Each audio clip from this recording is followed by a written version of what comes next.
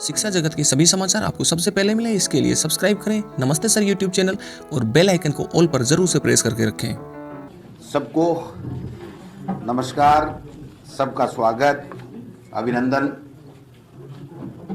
दीपावली का त्यौहार आ रहा है, आपको अग्रिम बधाई और शुभकामनाएं। आज धनतेरस है। धनतेरस की तमाम लोगों को बहुत बहुत, प्रदेश के तमाम वासियों को बहुत बहुत शुभकामनाएं, बधाई। आज हमारे लिए धनतेरस के दिन कांग्रेस के लिए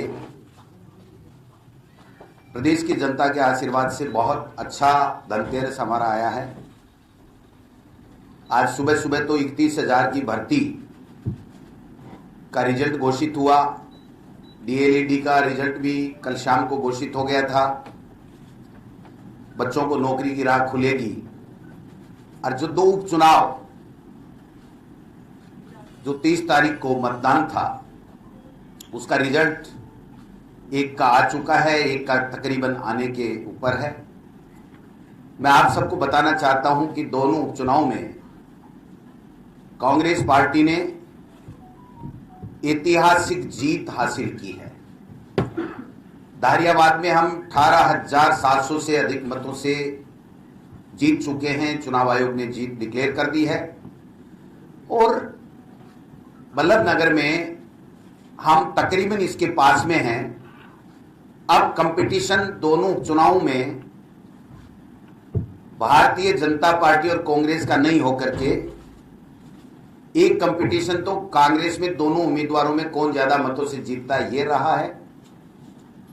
और एक कंपटीशन ये था जो करीब करीब उसमें भी बीजेपी हार चुकी कि दूसरे नंबर पे रहने की लड़ाई वो लड़ रहे थे। लेकिन शायद जो मुझे जानकारी अब तक है, भारतीय जनता पार्टी दोनों उपचुनाव में तीसरे और चौथे स्थान पे है, सेकंड में भी नहीं रही है।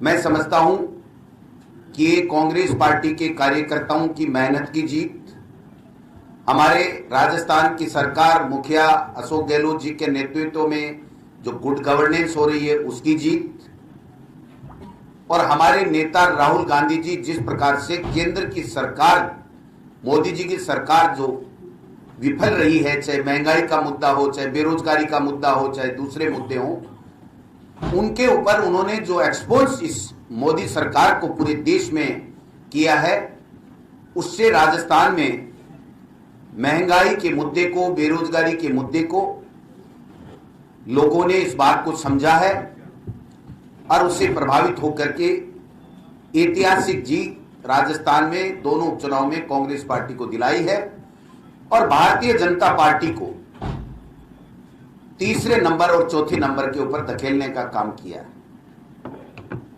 मैं समझता हूं कि जो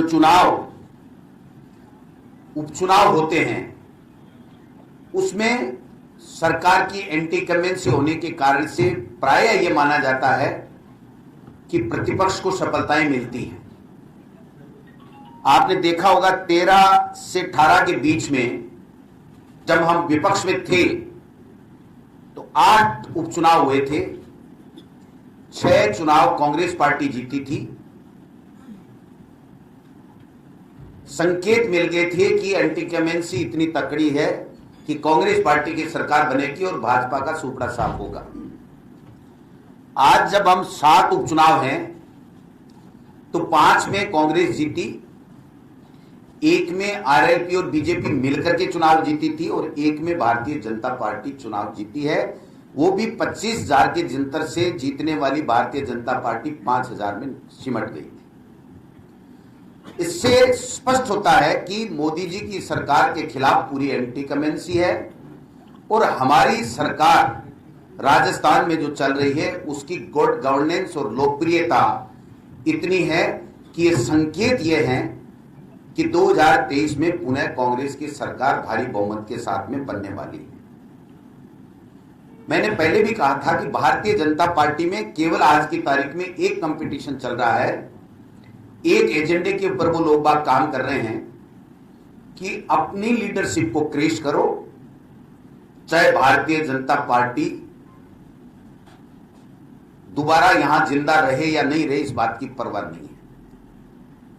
और मैं समझता हूं इस कंपटीशन में वो सफल रहे कि भारतीय जनता पार्टी प्रतिपक्ष में होते हुए भी जनता के मुद्दे नहीं उठाए, सरकार की योजनाओं के लिए कोई कमी खामी नहीं बताए, बल्कि आपस में लड़ करके झगड़ करके अपने आप का सर्वनाश कर ले, इस दिशा में ये लोग बाग चल रहे हैं।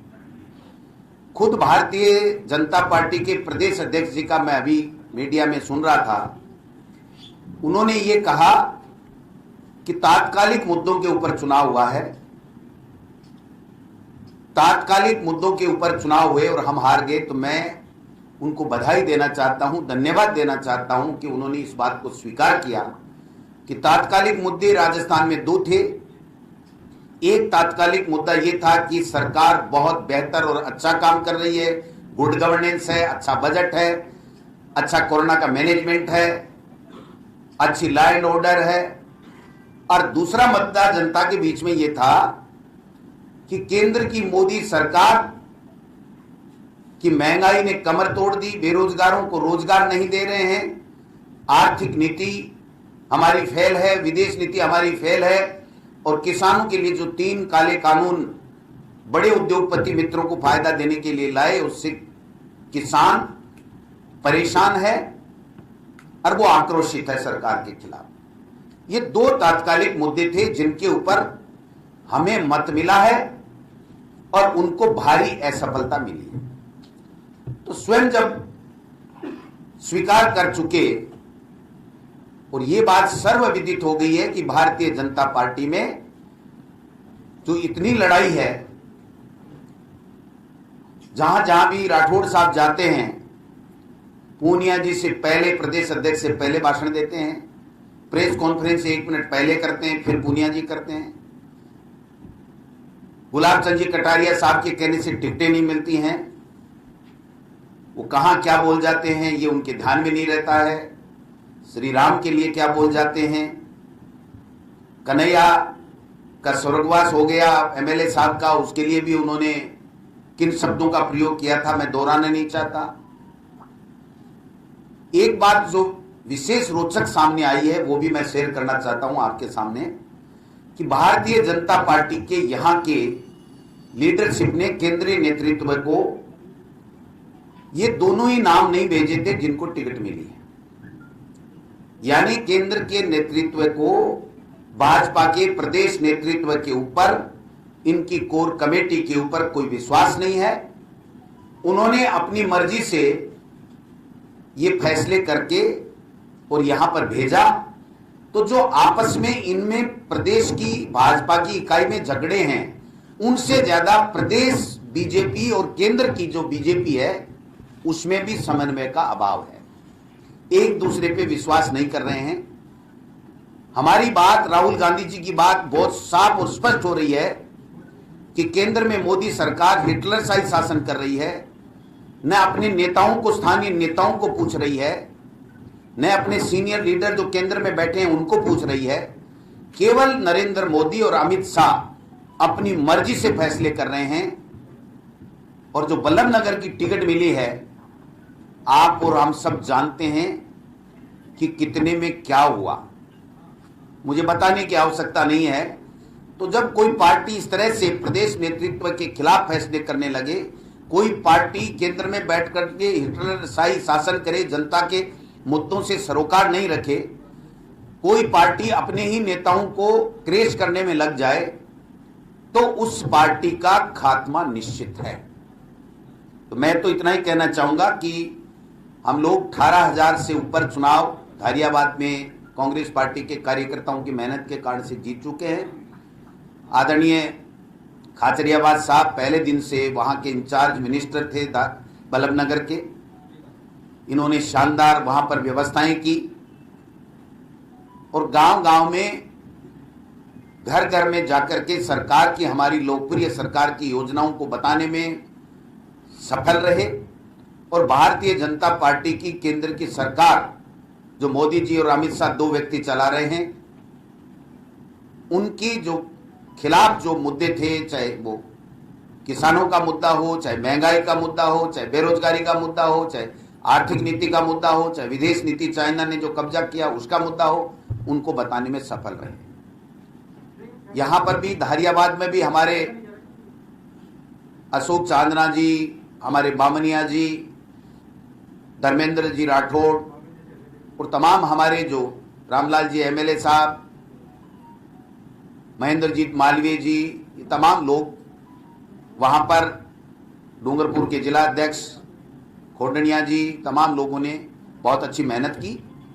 और बल्लभनगर में भी प्रमोद जैन भाया जी और काचरियावास साहब के नेतृत्व में जिन जिन लोगों की भी प्रदेश संगठन ने ड्यूटी लगाई, उन्होंने लोगों के बीच में जाकर के सरकार की जो अच्छी योजनाएं थी उसको बताने का काम किया और केंद्र सरकार की विफलताओं को बताने का काम किया, जिससे ये परिणाम आया है। कल जिला परिषद के दोनों चुनाव में हम बहुत अच्छे मतों से जीते और प्रधान उनके 22 में से 6 बने, वो भी फिर उप प्रधान में 4 में आकर के टिक गए। तो उनका ग्राफ धीरे धीरे नीचे जा रहा है और 3 साल पूरे होने के बावजूद भी कांग्रेस की, हमारी सरकार और संगठन के तालमेल के कारण से हमारा ग्राफ ऊपर जा रहा है। और जिस प्रकार से हमारे नेता राहुल गांधी जी प्रधानमंत्री और केंद्र की सरकार को विभिन्न मुद्दों के ऊपर एक्सपोज करने का काम कर रहे हैं, मैं समझता हूं पूरे देश में इस तरह का माहौल बन चुका है कि भारतीय जनता पार्टी और एनडीए सरकार अब दोबारा जब भी चुनाव होंगे वो नहीं आ पाएगी। कांग्रेस पार्टी सोनिया गांधी और राहुल गांधी के नेतृत्व में पूरे देश में पुनः भारी बहुमत के साथ में आने वाली है। अन्य कोई बात आप पूछना चाहें इससे संबंधित? वैसे तो पूनिया जी ने दोनों बातें बता दी।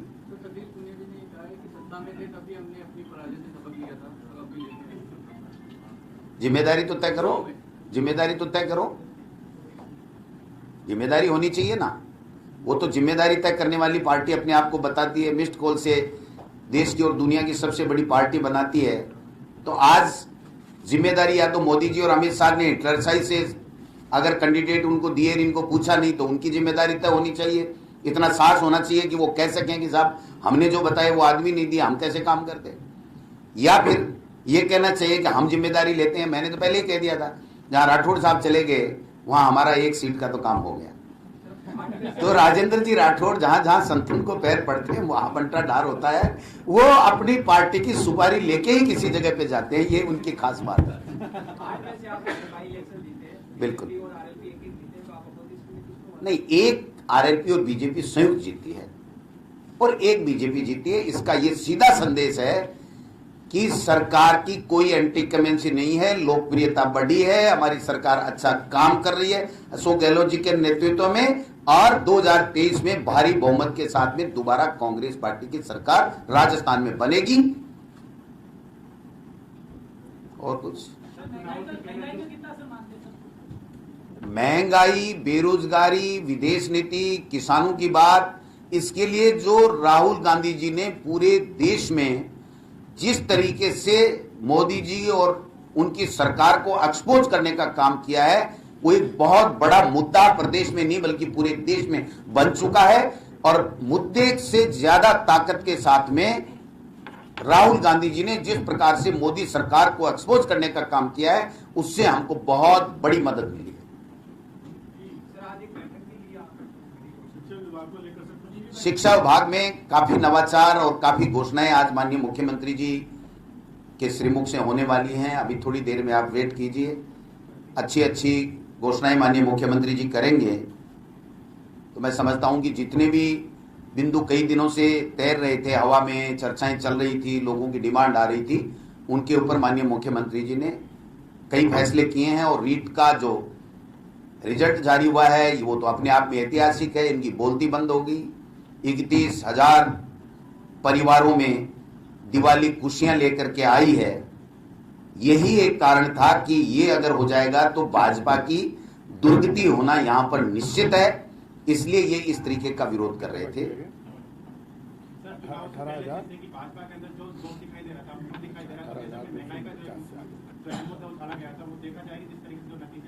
बिल्कुल साहब, महंगाई का प्रमुख मुद्दा है केंद्र की सरकार के खिलाफ में। हम 14 तारीख से 29 तारीख तक जन जागरण अभियान करेंगे। 55-56 हजार जो हमारी बूथें हैं उसके अंदर हम लोग जाएंगे, लोगों को जागृत करेंगे, लोगों को बताएंगे कि किस प्रकार से मोदी सरकार 110-11 रुपए में पेट्रोल डीजल बेच रही है। आज भी मैंने सुना है, देखा था मीडिया के, आप ही ने चलाया था कि कोई सिलेंडर का पैसा भी और ज्यादा बढ़ा दिया है।